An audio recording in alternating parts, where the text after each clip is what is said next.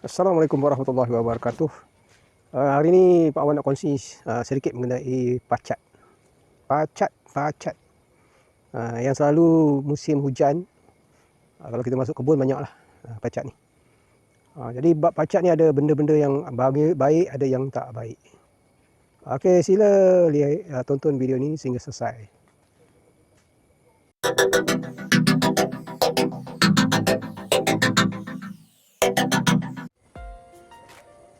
Okey, pacat. Pacat ni satu family lah dengan lintah. Tapi lintah berada di air, pacat di darat.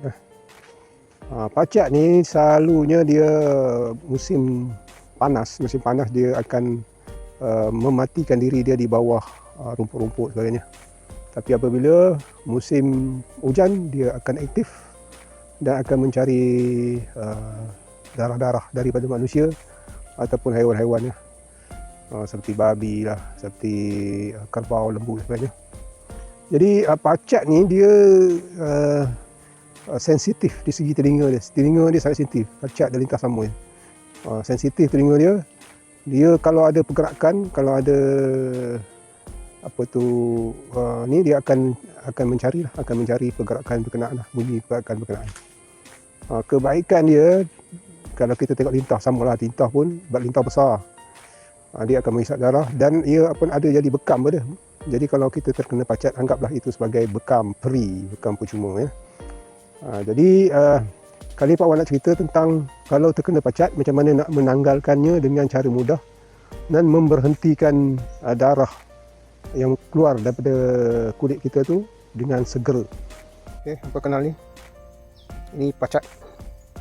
Dia sedang menghisap darah.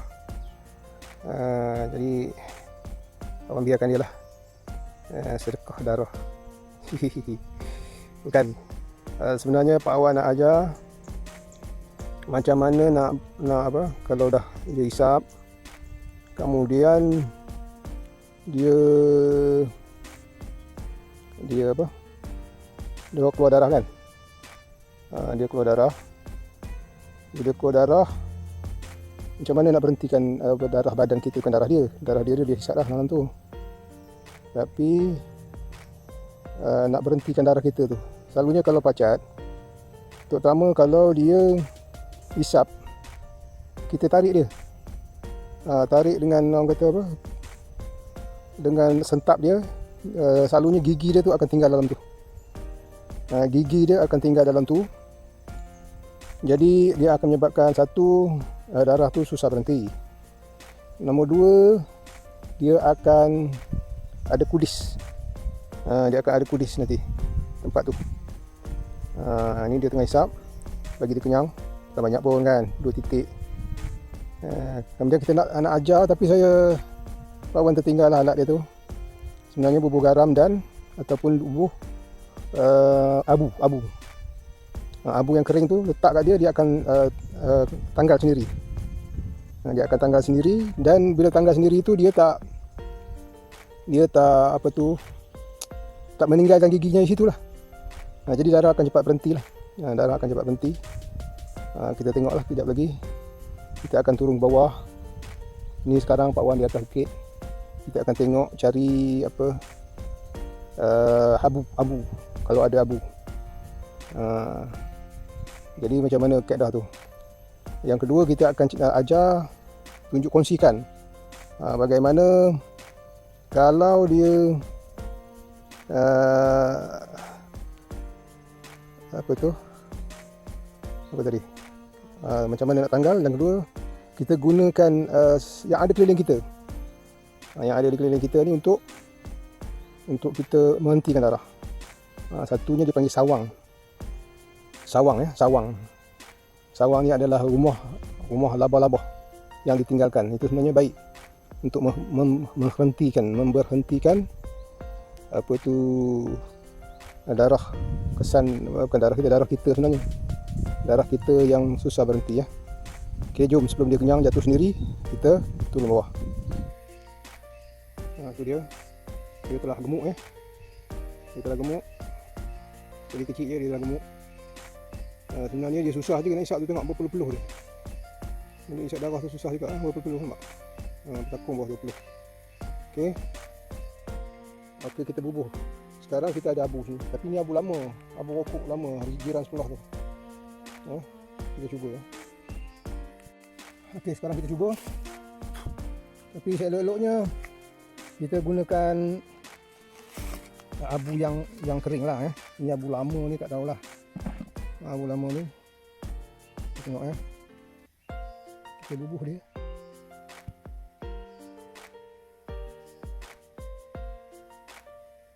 Dia. Tu.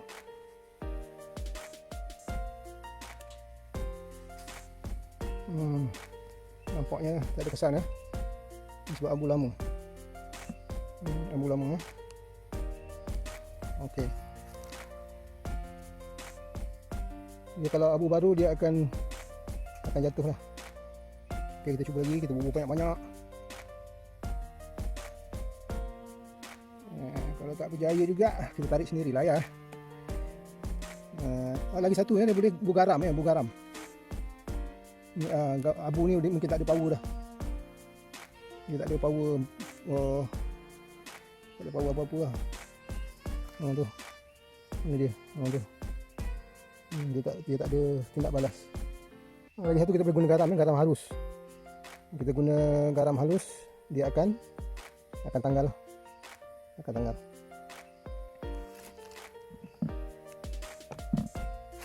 Itu dia. Dah cuci tangan.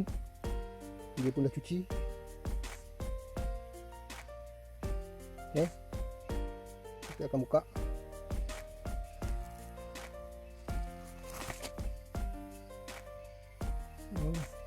Pujuk dia.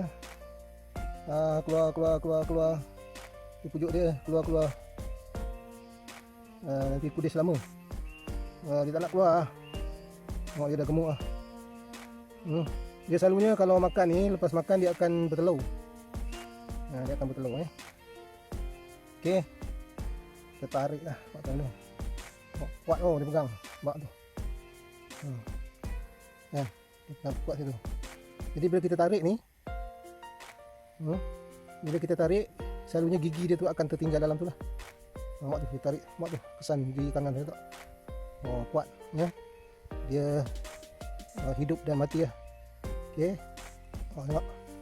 Darah telah keluar. Darah. Okey, kita tengok macam mana kita nak proses dia. Okey, tengok ni darah. Darah. Siapa yang tak tahan apa tu buat macam mana? Ni satu ni. Jadi kalau kita lap dia tengok ni, kita lap, tak ada darah kan. Sebab dia akan keluar lagi. Tu nanti dia keluar lagi, Mbak. Dia akan keluar lagi. Dia akan keluar berjam-jam ni. Kalau kita apa tu, kita biarkan dia keluar berjam-jam. Dia ada dua cara. Satu, kita boleh guna ni surat khabar lama. Surat khabar lama ni. Ini pun kita boleh guna Ni kita boleh guna. Kita ambil kecil je. Kita ambil kecil, koyak kecil, kita tempel dia. Sebelum tu kita lap dulu lah. Lap dengan tisu ke apa, kita lap. Lepas tu kita tempel. Mak tu. Itu pun boleh. Dia akan serap. Kemudian dia akan berhentikan darah lah. Ini pun boleh. Ataupun yang kawan nak kongsi, kawan dapat daripada mana lah, orang Kelantan kot. Kita gunakan ni tadi lah. Apa ni tadi? Sawang. Sawang yang ada gentil-gentil tu kita bubuh di situ. Ni pun sawang lama ni. Kita gentil-gentilkan sawang, kita letak situ. Letak. Kita letak situ. Lama-lama dia akan memberhentikan lah. Akan memberhentikan darah tu lah. Okey, ini daun, orang panggil Melastoma lah, ataupun daun mali alam ya. Daun mali alam. Banyak kat hutan-hutan kecil. Yang ni dipanggil upang.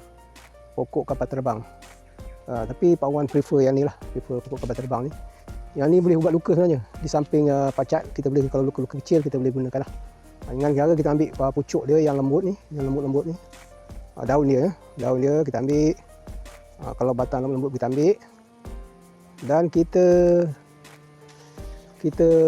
gentel dia, kan gentel, kita genyeh-genyeh dia. Kita genyeh sampai dia keluar dia punya getah, dia punya air. Tengok ya, ni ada air dia. Ni ada kena ada air dia. Tapi tak banyak lah. Sampai dia keluar air, kita gentel dia macam tu dan kita letaklah di luka di tempat pacat tadi. Dah jadi macam ni.